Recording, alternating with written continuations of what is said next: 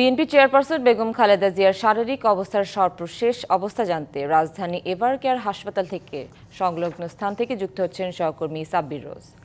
সাব্বির, বেগম খালেদা জিয়ার শারীরিক অবস্থা এখন কেমন? চিকিৎসকরা কিছু জানিয়েছেন কিনা, বিস্তারিত জানাবেন।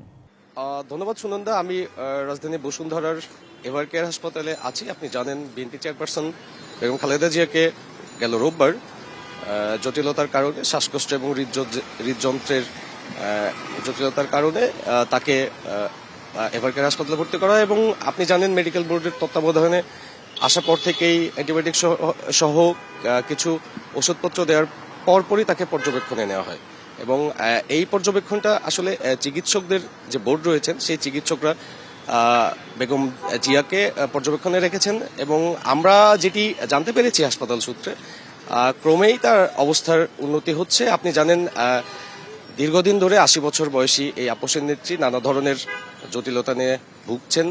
লিভার সিরোসিস, আর্থারাইটিস সহ নানা ধরনের জটিলতা রয়েছে।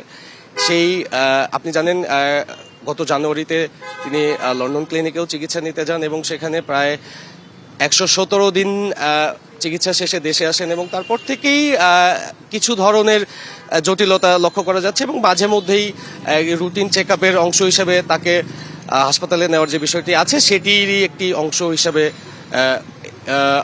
এভারকেয়ারে তাকে পর্যবেক্ষণে রাখা হয়েছে। এবং শিয়া বাটার ও ভিটামিনে সমৃদ্ধ লিলি বিউটি সোপ, তারুণ্যময় উজ্জ্বল ত্বকের জন্য।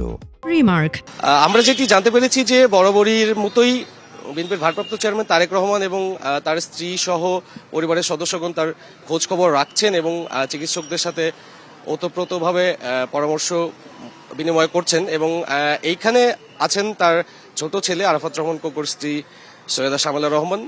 তো এখন পর্যন্ত হাসপাতাল কর্তৃপক্ষের পক্ষ থেকে বা দলীয়ভাবে আনুষ্ঠানিকভাবে আমাদেরকে কোনো কিছু জানানো হয়নি। আনুষ্ঠানিকভাবে জানালে পরবর্তী সংবাদে হয়তো বা আপনাকে সেই তথ্যটি জানাতে পারবো। সুনন্দা।